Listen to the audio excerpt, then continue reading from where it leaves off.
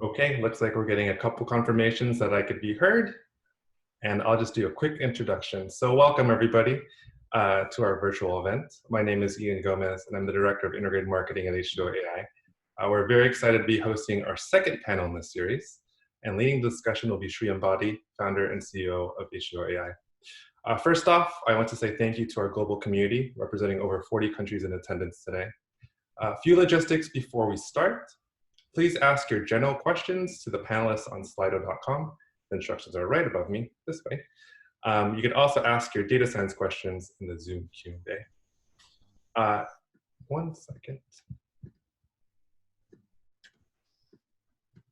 Also, the webinar is being recorded and will be distributed shortly after we end today. With that said, I'll hand it over to Sri.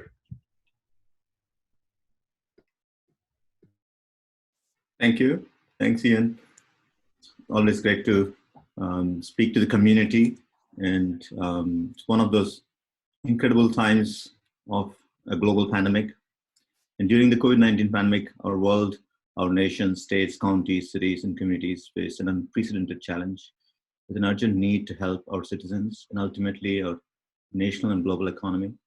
At the highest risk are our senior citizens and at-risk populations, individuals with immune deficiencies, hypertension, diabetes, and other comorbidities. And our critical frontline healthcare workforce. The need is for all of us, policymakers, care sites, staff, individuals, technologists, data scientists, and epidemiologists to come together to bring the finest in the world's technology in our fight against the virus. Our goal is to use the latest developments in data, AI, ML, and help reduce in the domain knowledge and to help reduce and ultimately eliminate risk.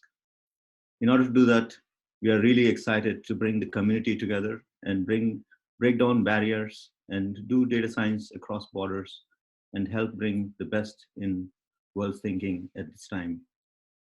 Very, very excited to have an incredible panel today of leading data scientists, Marius, Nikki, several folks who have been in the strategy of doing science, like David Engler in healthcare systems, and then incredibly talented and diverse experiences of Balaji, who's been working, who's currently at UNAM, but before that has done incredible work in healthcare and lots of experiences in doing data and data governance and analytics at scale. And last but not the least and the foremost is Nick Chibel, who's been who's a leading authority in the space. We're really excited to have you, the audience, to kind of pour in your questions and have a very participative panel today. Without further ado, I want to kick off with Nick. What is the foremost thought process in the mind of the policymakers today? I know local modeling versus global understanding of the disease, but also how are people thinking about the second half of this year? Well, I think the big question of the day, and of course it changed things, we've learned things change very rapidly, but the big question of the day is the intense pressure to bring economies back into action in some form across the world, as many countries are experiencing plateauing or maybe even a decline in the number of infections and deaths associated with COVID-19. That's not true in other parts of the world, particularly in Africa, where they're at much more at early stages of the epidemic. So the questions there remain very much focused on mitigation. But in many parts of the world, the issue is how to bring the economy back up. And what's sometimes lost in that conversation is the need to still focus intensely on the public health impact to try and reduce new infections and deaths. And so I think the real question in the day, which no one I think fundamentally has the answer to yet, is how do you reverse shelter in place or shut down or lockdown policies, whatever you call them, how do you do that without increasing the reproductive number, how easily the virus is transmitted, so that it doesn't go above 1? And I can comment on that later. We're getting slight evidence of that as economies start to slowly edge back to reverting to something approaching normal. So I think that's the big issue at the moment for most policymakers. I should say that it's been, in some senses, to be positive. I tend to be a pessimist, so I'm going to say that up front. But I think to be positive, it's been a remarkable achievement around the world in many places, even with great cost, both in terms of lives and in terms of the economy. But the world as a whole has slowed and stopped, to some extent, the transmission of the virus by collective community participation. And that's really a remarkable achievement that we shouldn't lose sight of.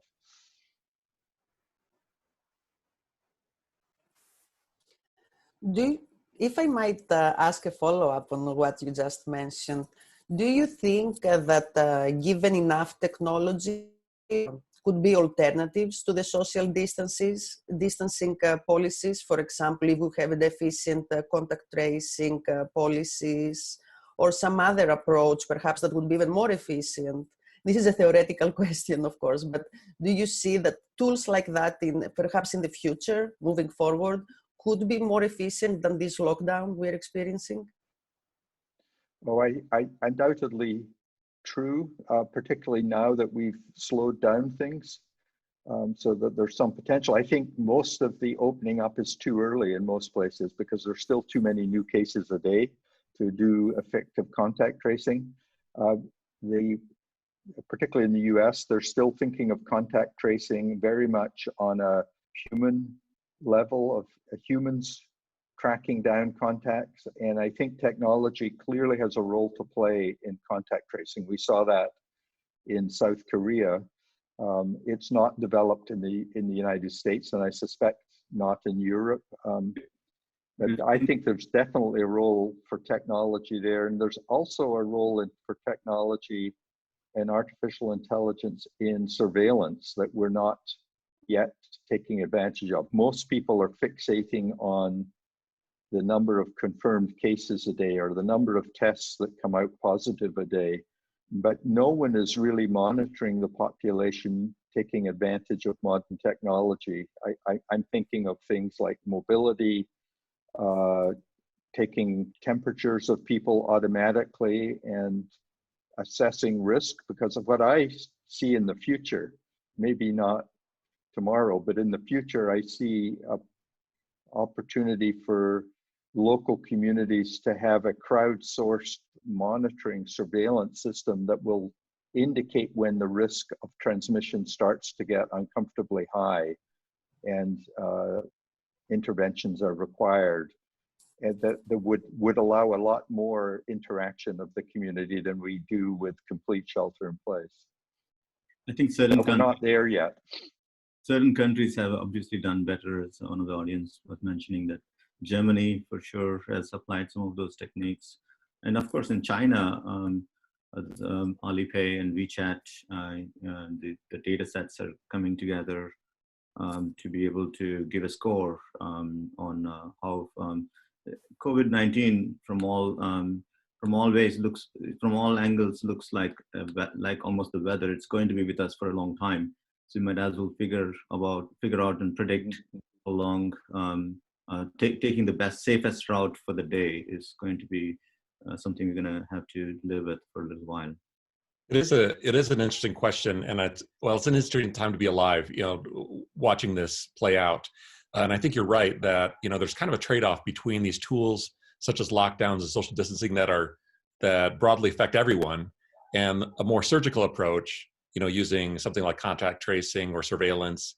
It's a double-edged sword though, right? And some countries are more apt to do those things than others, mainly because of privacy concerns, right? And so that in terms of the ethics of AI, that's a big question that we'll have to address going down the road. To date, large corporations and governments, those are the two sets of entities most likely to be able to gather this kind of data at scale, haven't really shown a natural inclination to respect privacy. So it'll be interesting to see how this plays out. I would like Actually, David, I see there is also a question from the audience tapping about on the issue of ethics with data sharing and exactly the things you mentioned. I was going to ask Nikki if you mind, Balaji, what is he seeing? Just kick off with the great panelists we have, and then go deep dive into the Q&A, which will be even more detailed, I can imagine. We'll open up the few questions earlier. Balaji, from your vantage point of life insurance and disability, plus your work at Baycare and Advent, can you give a perspective of what you're seeing now? Is it a once-in-a-lifetime kind of event? And how should insurance companies and businesses, hospitals cope with this? So thanks, Sri. Yeah, I think that was a great question that everybody is looking for the silver bullet. But it's a collection of things that's driving us towards where we want to be, right? And like you said, this is an unprecedented event for all of us in the generation. And it's basically, not only insurance or healthcare, but across the globe, it's making a, quite an impact in the whole economy and the various businesses. But, focusing specifically on the insurance side, there is a tremendous, increase in the short-term disability claims, as you can imagine, across the board, right? Because of what we are going through, and that is posing a unprecedented impact on the business models what we have laid out in the early stages. Because earlier our pricing model, our risk modeling were completely different, not necessarily accounting for a pandemic impact like what we are facing. So we are readjusting our scale in many different ways using our analytics, ML and AI to figure out where is going to be the sweet spot, right? Is it something, if it runs for next 3 months, 6 months, 9 months, where do you put us, right? How do we want to kind of do the course correction for several things? Number one objective for us is to service our customers. So the people who are submitting their claims, we want to make sure we are taking care of that even in the middle of all these things, what we are talking about. So that's from the insurance side. Without taking too much time, if I'm looking at on the healthcare side, I've been having constant, almost weekly discussion with our chief medical officer from the past, talking about, what are the different things that we want to look at, right? So instead of trying to boil the ocean, how do we define and address the cohort of population at risk, right? Where do we start and how do we, facilitate effective, testing and screening process, right? As an example, using many information from chronic conditions to comorbidity and other factors that's driving the infection through the, COVID-19 here, what are the different, processes we can help to reach out to the community to do, screening based on certain conditions and helping managing those populations. These are all from, purely from the data analytics, what we are talking about. We went to another extreme where we developed a model in the past to read x-rays and help the pathologists to, report on the x-rays to figure out what the diagnosis, right? So we want to accelerate that and use it here to see, help the screening process to, leverage the ML and AI to read the x-rays to figure out and help the pathologists to identify the patients who could be infected. So there is quite a bit of interest in that. And somebody said in this call that we are privileged to be in this time. That's the way I want to see it. While of all the challenges, we have the opportunity to make an impact. So that's my initial take on that, Sri. Yes, we have a few optimists balanced by data scientists. Marius, you've been playing on Kaggle and the data sets that Kaggle has been. We have posted some of those data sets and the Kaggle would you like to kind of talk about data quality in the age of predictions for COVID-19 and how that's impacting both the predictions as well as how we can go back and improve some of those models that we started off with between severe and the asymptomaticness of the disease? Sure. Kaggle has done something interesting. And you need to give them credit for. They immediately try to find ways to help with the pandemic, help the modeling of the pandemic. They have used a number of different data sets, but the one I have mostly worked on is where you have to basically use the data that come from the Johns Hopkins University, where you have for different countries or US states, in some cases counties as well, you have past confirmed, recovered, deceased cases, and you have to make predictions for what's going to happen next. And I think in Kaggle, the task was quite daunting in the sense that you have to make predictions for 30 days ahead, which is very difficult. I've seen that the best approaches actually required a lot of guessing, as well as personal judgment, people who also knew the some of the elements of the local areas. They were able to make metro predictions. For example, I think for Greece, I had predicted 27 or 28 days ago that today is going to have 2,500 confirmed cases. And this is exactly how many they have. I was able to make that prediction because I knew exactly, I'm originally from Greece, and I knew exactly what they were doing when they did it. And also generally the Balkans as a whole have, they demonstrated different behavior in regards to how the COVID-19 has expanded versus countries in the east of Europe and other parts of the world. There are many data quality issues. I mean, I've seen resurrections in the data. I've seen a lot of data quality problems. I've seen countries releasing numbers well after something happens, which obviously it's information that makes you make worse predictions down the stretch. I think this is something you need to be prepared. The data obviously is not perfect, but they may still be useful, and they are to some extent. I've seen it in Kaggle competitions that people have been able to make decent predictions at the general level.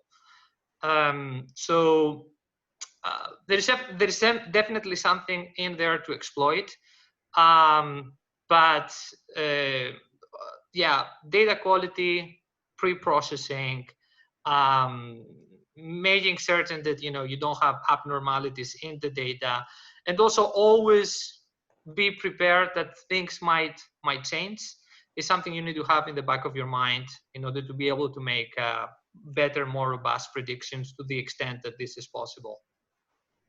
I'd like to just comment on data quality, right? Because I mean, there are a lot of comments, and justifiably so, about the questions around data quality right now with COVID-19. There's incomplete reporting, inaccurate reporting, but I think what's going to happen, and granted, those are all challenges for predicting COVID-19 today. I mean, it's a very challenging problem, as Marios noted. I mean, especially when you're looking at 30 days out. But I think, as we progress beyond this, one of the roles of AI will be to utilize the current data, right, that we're gathering for COVID-19 and use that to assist us in future pandemics. I mean, when you look at the countries right now that have managed this particular pandemic well, it's those countries who have prior experience, so Taiwan, South Korea, they had experience with SARS in 2003, H1N1 with swine flu in 2009. And while those weren't perfect matches to this outbreak, obviously, they were able to obtain lessons from that. So as the data continue to become accumulated, as the data become more complete, as we get a fuller picture of what actually happened during this pandemic outbreak, it will be useful in the future. was going to ask, thanks, David. Thanks, Maurice. I was going to ask Nick on the topic of how certain countries have managed to really do slightly. I mean, if anything, this pandemic has been as a case study in different. As almost an anthropological study of how different countries have reacted and cultures have reacted to this, and then local geos as well. So how I mean, what are some high-level observations from your standpoint and on this one, on the kind of hyper-localness of this? Yeah, I mean, dissertations will be written on this in the future. It's a little hard right now in real time to be monitoring, 50 to 100 epidemics and be able to tell why certain countries have been more effective than others. I think David is correct that in Asia, a lot of countries were far better prepared than many European or North America or South America in terms of having simple things like having a workforce available to do testing. It's not just about the chemical reagents and the swabs and the materials for testing. You have to have people actually doing these tests. They're not completely automated, and you need protective equipment for people doing tests of culturing live virus. So certain countries were clearly better prepared for that. South Korea is the key example, and ironically, they were prepared not just because of SARS, but really because of their most recent experience with the Middle Eastern respiratory syndrome, which had scared them considerably, and they had developed their abilities to respond. I'm most familiar with the UK and the United States, both of which were woefully unprepared for this epidemic and are paying the price for that. But when you get down into the subtleties of mitigation policies and which ones were effective, I'm not sure I have my finger on the pulse to know exactly that. It's interesting why New Zealand is doing so well. It helps that they're an island, of course, but then the UK is an island and has done infinitely worse. But then there are things like just the geography of how the virus was seeded in various countries. Clearly, New York City did very badly, in part because it was seeded multiple times before anyone picked up there was community transmission happening, compared to even California or places like New Zealand. So travel is just bad fortune in some ways, that some places in the world are very likely to seed epidemics. There's a bit of, in 1918, the war was one of the big transmittants of the disease, World War I in that scenario. We are hyper-connected, and so that's, New York is one of the most well-connected portions. I was just showing one of the aspects that we're finding from mobility data. There's a bit of an exodus. If you see in February, there's not a lot of, you see the usual exodus of New York to Florida, but you see a lot more folks travel along the highways. And that's actually even more pronounced because Los Angeles has a penchant for even more folks that drive more. And you see a reasonable exodus even in LA to the coastal communities and along the highways. Do we expect a long-term trend to move away from the cities, emerge from these, and we're kind of anticipating that will change supply chain as we know it and distribution centers. But are you seeing a similar discussions around cities and kind of deglobalization is on the move, but are also cities to rural population migration? I suspect that will happen, but I'm not an expert on the demography of the response, but I suspect there will be a move out of the cities, at least temporarily, because one thing you learn from epidemics is that when you live very close to other humans, you're at much higher risk. But I'm not an expert on predicting the long-term ramifications of that for society. I don't really have a feel for that. The mobility data that you were showing is incredibly important and useful. And I think it's important to be paying particular attention to these kind of outputs as we start to loosen social distancing policies. There's clear evidence in many places now in the last week or so that mobility is increasing from what it was a few weeks ago. Mm-hmm. And there's data out of Germany today that indicates that with slight loosening, their reproductive number, which was hovering below 1, maybe around 0.9, has now increased back towards 1 again. And this is the threading the needle. We have not, in the democratic societies, we have not been able to reduce the R0 substantially below 1. We have been able to reduce it below 1 in many communities, which is what stopped the exponential growth rate and allowed us to plateau and decline. But as we loosen those restrictions, we're very close to 1. And so it's going to be a very delicate balance before we start seeing growth in cases again. Germany is starting to see that, and we're seeing mobility information that suggests there's a risk of that in many places, but it'll be a week or two before we know more exactly what the impact is on infection rates. Thanks, Nick. This question is about second-order effects of the COVID-19, and some of the retailers are beginning to assess how their sales are correlating with rise of cases. And some of it is causation, and some, obviously, we all know statistics can have correlative impacts that are not necessarily direct causations. But Marius, do you want to talk about some of the modeling that went into understanding sales of critical staples like cleaning supplies and others in this one? And I want to also ask Balaji to see what he's seeing as the second-order economic effects of COVID-19.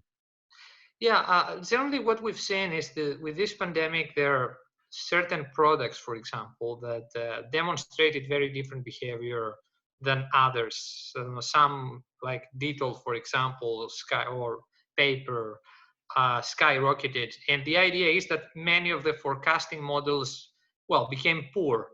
So the idea is to be able to make quick modeling adjustments, and this is what you see here in the app, of taking the input of your of maybe an existing model, which is you probably it's quite thorough on assessing how the sales have moved in the past X number of days, and quickly assess the adjustment of exogenous factors. In this case, that could be the COVID-19 cases.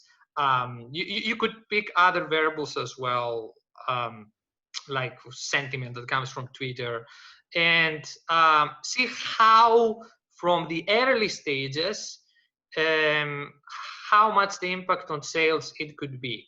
So some quick models that make adjustments on rather sophisticated models built with long history can really be of the essence in this type of situation, because most of the models that are built with a longer horizon in mind are going to have large errors in this period. So that's why quick adjustments, taking into account these recent changes that can have a massive impact, are of the essence. And this is what we're also seeing in the app that Sri is demonstrating. We can see some original forecasts in the blue line, and then we can see if we make a quick model that takes as input past predictions and the rise in COVID-19 for a certain product line, we're able to get an adjustment which is much closer to what happened. And in that case, you can very quickly pick up these trends and be much more prepared. I should also say that people shouldn't be that try to model this. It was tough to anticipate a lot of these things. That's why this kind of approach, I think, can work quite well. Ambati, Sri, just to kind of reiterate, you were asking about you wanted to bring up some insights around the overall economic impact and all this stuff on this, right? So I don't think we need to go and data look at that. We can pretty much see that across the board in terms of the impact of this in the overall economic conditions of all the countries, right? But I think many of you guys already know that the aftermath is going to be very, very interesting, to put it in a very mild way, right? Because right now we are all tightening up in terms of our spending, in terms of trying to identify between essentials and non-essentials. So that's where you are seeing the drastic change in one industry doing better than the others, because obviously you can see the cruise lines and airlines are taking a nosedive compared to the essentials. They are doing reasonably okay, except for the medium of that delivery, right? So the key thing what I want to bring up is some of the things that we have no idea about, which is what I call it as the unknown unknowns, right? Which is the known unknowns. We can use the predicting and trending and all the modeling we can do, but the unknown unknowns is basically how do we bring the anxiety of the the general consumers and their mindset around their about their spending capabilities, their income, all the things coming into play to create a rather perception of their mind. How are we planning to measure is unknown at this time. So that's the huge X factor that we can claim that we are doing some of the analysis, but I think we haven't seen anything like that in the past. So it's going to be a trial and error where we can test it quickly and figure out what's going to be the best way to come out of this.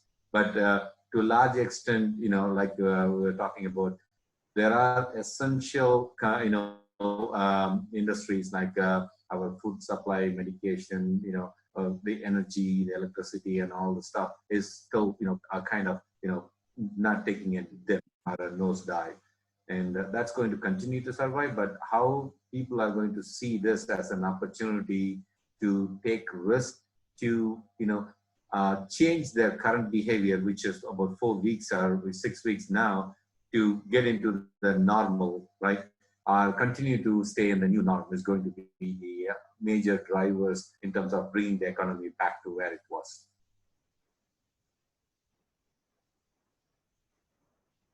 And it's not something that we are talking about as an essential data, the philosophical things around it, but also the data in the past has shown that in different regions of the different parts of the world, when they gone through a downturn in the economy, and we have to put those thoughts together to bring the whole thing. As an example, you said earlier with Nick about the war situation, right? So let me pause there. Any? Excellent point, Balaji. We seem to be losing your audio briefly, a bit, but we caught most of the points. I think one of the other models that we, Mario's, Sudalai, SRK, and Shivam have been working on, and the H2O team, is to see what interventions were done in different countries and what impact those interventions has had, like shutting down schools, and a timeline of them, and if that has had any impact. And I think the whole world is asking the question about what, and in different countries, actually France here, and what impact that has had. Nick, from your analysis, are you seeing much kind of varied reaction. And so testing has been pretty much of a big challenge for us here in the US. But where testing has been very strong, are you seeing a better way to kind of do some controlled experiments as opposed to opening up the beaches on a weekend and then the sporadicness of the reaction seems to be a little bit uncontrolled. What are your thoughts on that one? Yes, I think there's real opportunity for doing controlled experimentation using testing. There's a lot of confusion about testing in part because there are 3 different kinds of tests in a conversation. One is tests of active infection, usually done by PCR testing. Another one is antibody testing or serological testing. And the third one is antigen testing, which is not quite as developed, but maybe is more responsive for picking up an immune response. That's going to be incredibly important. There's no current strategy, as far as I can tell, at least in the United States, for testing as we come out of the shelter in place in a way that we would learn what actions or what policy changes tend to lead to upticks in infection. We are planning to do an experiment at the University of California, Berkeley, or we're proposing to do one where we would allow some return to work in a randomized controlled study environment, where we would be doing testing of both participants who are returning to work and participants who are not allowed to return to work, to try and measure the impact and whether the risk is sufficiently small to allow a greater return to work. So I think studies and experiments like that could be very informative. I don't see a great deal of evidence of that happening. I just see a rush to return, and like everyone, I'm always puzzled by what the order of people returning to work is, as we've seen in Georgia this weekend. Barbershops and salons seem to be high on the list for returning to work. But there are obviously big questions about this, about schools, and that we don't totally understand to what impact schools would promote infections and the role of children, even though they don't tend to suffer health consequences. Do they play a role in transmission?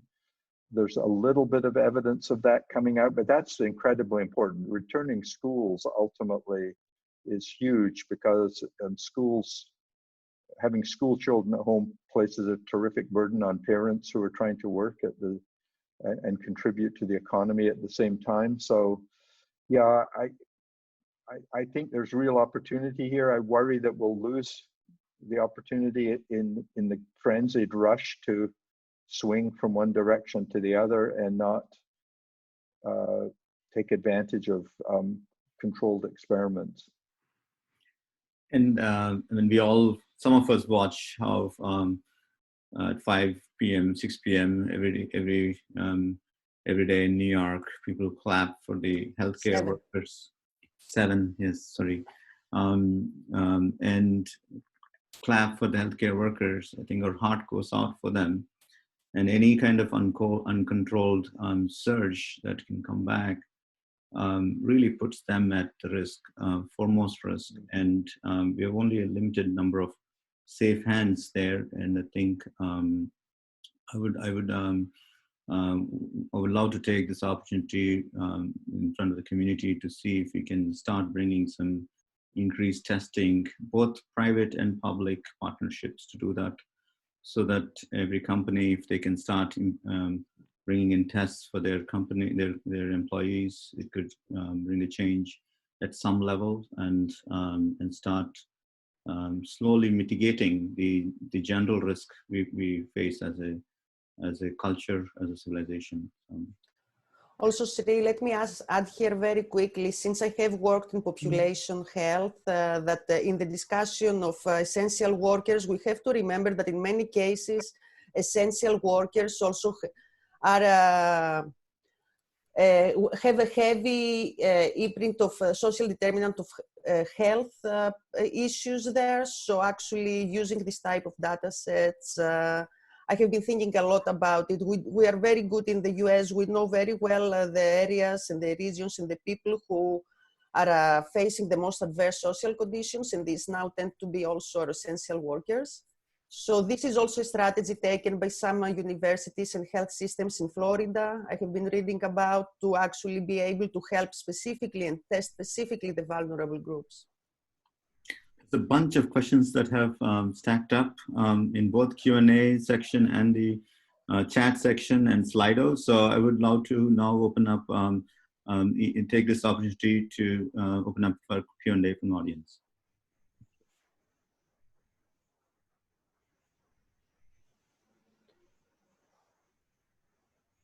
Yeah. Okay, so here's Slido. So I've been transferring some over from the chat. I know it's getting a lot of engagement in the chat and in the Q&A, but I wanted the audience to engage and upvote the questions that they would want to see asked. So the first one, what are the most important changes that will remain in our world after the pandemic?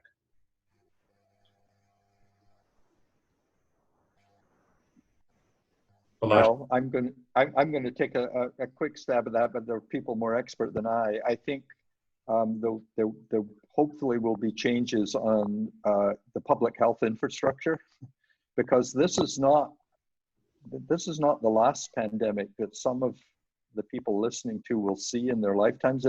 It's probably my last pandemic, but it probably isn't for everyone. And there needs to be a huge investment in public health infrastructure, and not this feast and famine that we don't fund public health response except when there's a crisis. You just can't build this in a day. So that's one change I hope that we'll see. I think there will be big changes in industry in terms of supply chain dynamics and reliance, and they're going to have to build in some fail-safe. But I'd be interested to hear what others think on that regard, who are more up to speed on that than I am. Nick, I can probably, like you said, I'm no expert on this, but my, things that what I've been reading and socializing within the smaller group, the main thing that kind of stands out is it is definitely making a change in the lifestyle, both from the family settings and the friends and relatives that what we work with. And the second piece is around when I say lifestyle, it's basically our how we mingle with our close friends around it in terms of maintaining a relationship. The second part is about I think more from the eating style, right? So it's not only the eating style in terms of the meal size or things like that, but what was thought as healthy things during this 4 to 6 weeks. A lot of things that come to light, and people started taking a good lifestyle in terms of their eating and their workout and all the stuff. So that's what I see that as a change. Yeah, I think the number of possible effects of this are possibly innumerable, right? I mean, you have some that were talked about, right? I mean, not only just moving away from cities, but maybe changing behaviors within cities, right? Increase social distancing in the future.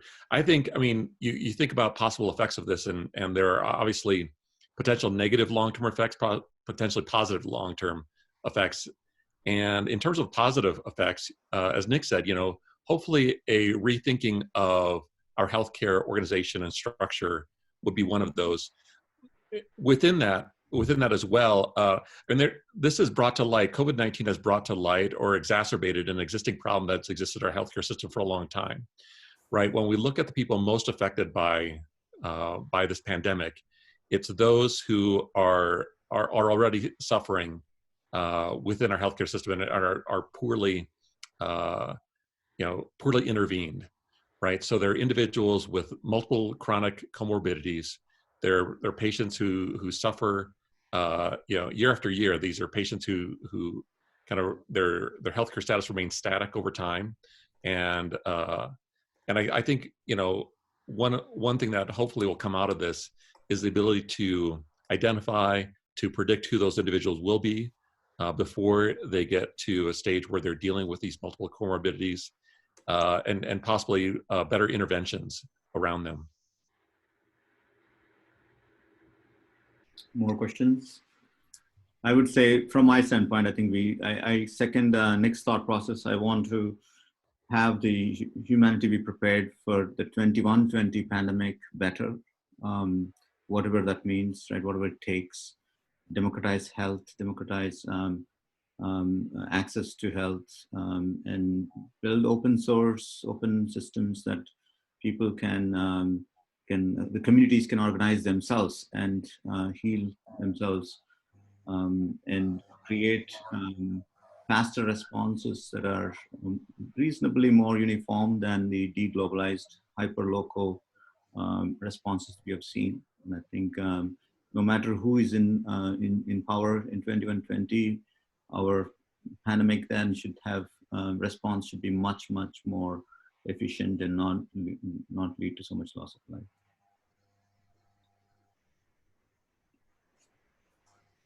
Next question is, it's to Balaji. What are the challenges you could see in implementing chest X-ray as diagnosis for COVID-19? Yeah, that's a very loaded question, and I would really like to get into details. But on a high level, when you say implementation, right, we always talk about the nirvana. So if you really think about how I have visioned that in the hospital setting is, when there is an X-ray taken for the patient, we immediately want that to be the result to be sent to the physician on their mobile, or to the nurse control center, so that they can immediately see that and take the necessary next step. But with that being said, there's a lot of components associated to it. One is to build the model itself. That's pretty much what the experts on this call would do. But the implementation of that in terms of taking the insights coming out of that model, reading that X-ray to see whether that is positive, negative, or somewhere in between. How do we take that information and incrementally bring it to the actionable item for the nurses, to the physician, assistants, or to the physician themselves? So that's where I would approach it in terms of implementing a crawl, walk, run to say, what's the best way to do it, right? So initially, I would start off with a simple way of saying, accelerating the pathologist work who's reading that X-ray, instead of trying to look at a blank, or a simple screen, let them, give some circles around, say, hey, here is what the models have found. So we are reducing the time the pathologist spends on the X-ray, and slowly, do that, use that as your training set or testing model, and then bring it to the next level in terms of how do we, straight through processing, not to, if you see that as a positive, 100% positive with the higher confidence score coming out of the model, and based on the learnings from the past, send it directly to that. So that's how I would, start on a very high level, the implementation of the models for the X-ray reading. Does it, anybody else have any thoughts you want to add to that?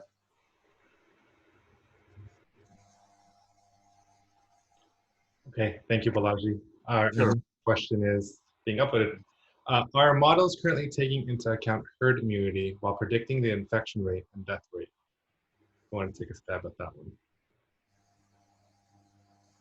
So the key thing to this, let me take a shot, and then others can jump in. Great. The major, we have the models and all the stuff. This goes back to the, initial thought that Sri and Nick talked about, the data, right? So do we have that information in a very standardized manner so that we can do that, we can do this modeling to, include the what we call the syndromic surveillance information, the immunization status, the test results, and the case reports and all the stuff, how far we have this information, or do we have this information like, like a cheese full of holes? So that's going to be the primary driver for this, based on what I have seen.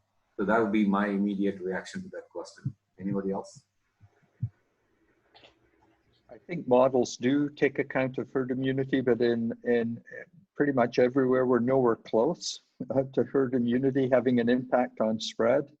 With a reproductive number of between 2 and 3, you aren't going to see much impact of herd immunity until it's beyond 50% of the population that are infected, and we aren't close to that in almost everywhere. So we aren't going to get the benefits of herd immunity from natural infection for some time, and hopefully, hopefully we'll never get that close, because that will mean a huge number of infections with a large number of deaths.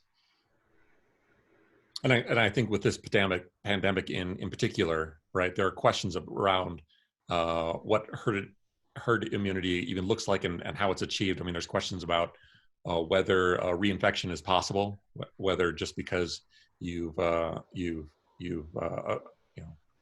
infected and endured horrendous effects, whether you're then immune. So I think we're just gonna have to wait for some of the data on that. Yeah, that's a very good point, David, that herd immunity hinges on the fact that the population is gaining long-term immunity or some form of long-term immunity from infection. And while that's possible, at least short-term immunity is probably likely, it's still unclear from the virology at this point. We don't know for sure.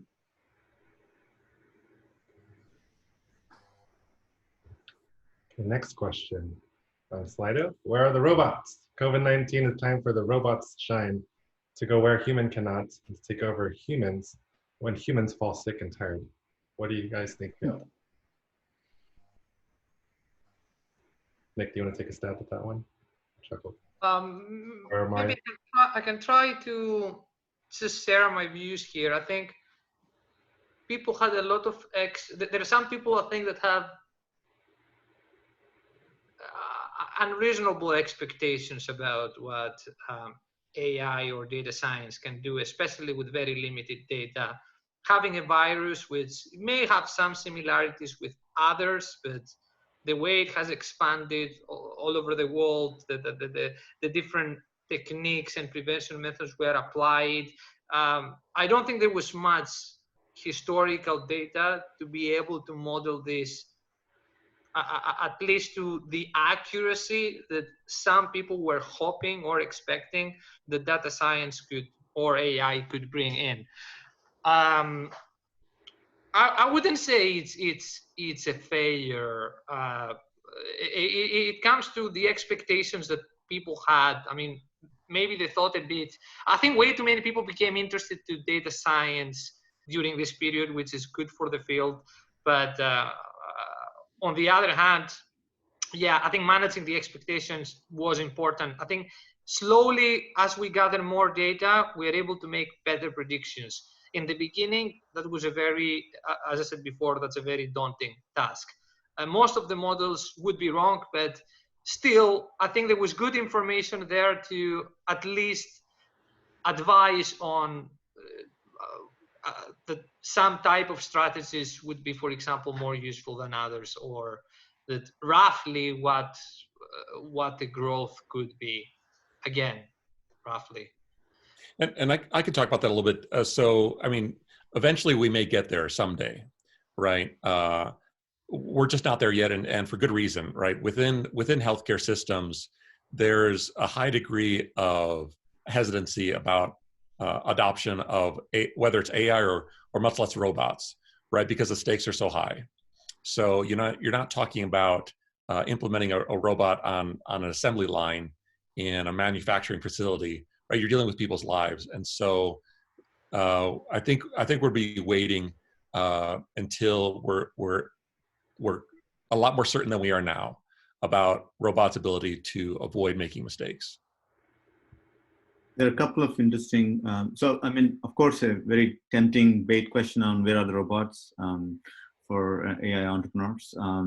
I think this is the beginning of the requisitions for those. We've seen some of that in Chinese hospitals where taking a swab test is completely automated.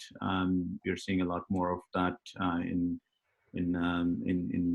some of the Asian economies now. I think this is the beginning of what we will see here. What people thought like Instacart or DoorDash and other were considered excesses of the last when we didn't need it. Now they became critical services. So I think we're going to see the same way. What is a splurge or luxury, such as robotic assistants, will become critical in the years ahead. Still, the new normal hasn't arrived yet, so we're still early. A couple of really interesting questions. How long will the pandemic last? When will this pandemic end? Nick, you want to take a stab at that really speculative question, of course? Yeah, I never make predictions. I don't think it's clear because it will hinge very much on, in terms of infections, that will hinge very much on whether a vaccine eventually becomes available and what effectiveness a vaccine might have. Absent a vaccine, I think the pandemic will last a long time in a more or less endemic form. It'll keep resurfacing. I don't think it's possible that it will disappear the way that SARS-1 did. But the nature of how it stays with us is very hard to predict. It depends almost entirely on what we do and how we respond to infections. But I don't see any quick disappearance on the horizon. Someone has asked about a second wave.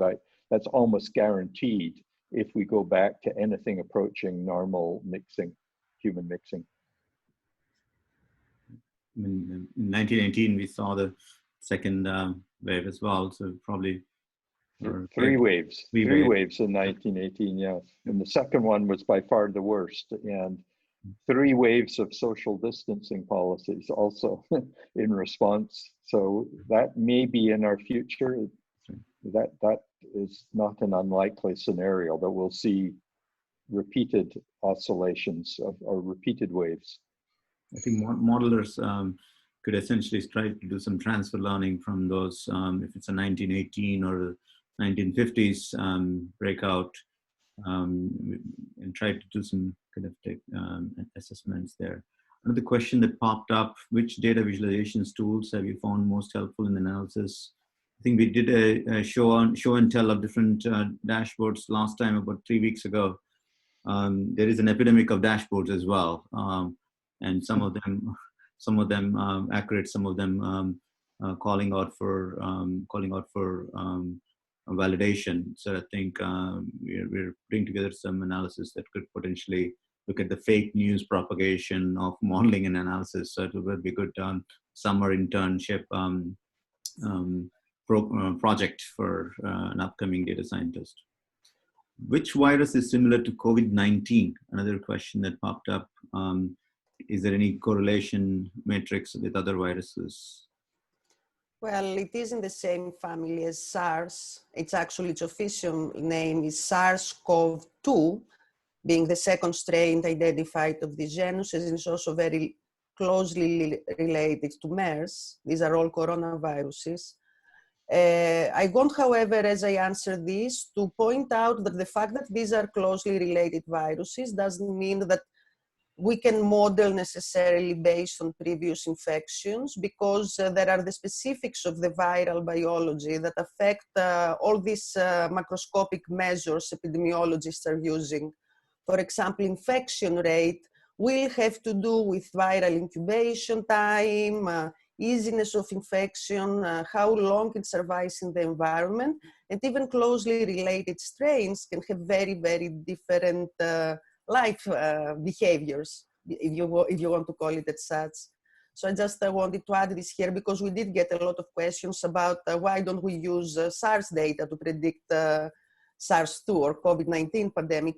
They're different viruses. We can use the previous information now, for example, for vaccines and for potentially trials for a medicine, but not for actually predicting the pandemic. As we get to the final tail end of the panel, thanks for an incredibly engaging conversations from the audience as well. Balaji, any last thoughts? I'm gonna and Nick. No, I don't. I mean, I think this is an opportunity for scientists and machine learners and artificial intelligence to really be creative. And I think the biggest challenge is cooperation and sharing of data sets and codes and coordination of efforts, because there's an awful lot of reinventing the wheel going on, and it's very hard for policymakers to get their arms around it. So thinking about how to coordinate efforts, I think, would be extremely helpful to policymakers. On that topic, thank you so much, everyone on the panel. Look forward to seeing some of you in the future panels. But thank you, Nick, for joining us on an incredibly busy day for you. And yeah. Thanks, Balaji. You're welcome. Yep. David, Nikki, and Marius. Thanks, Ian, for having us. Thank you. Have a good day, everybody. Thank you, everyone, for joining.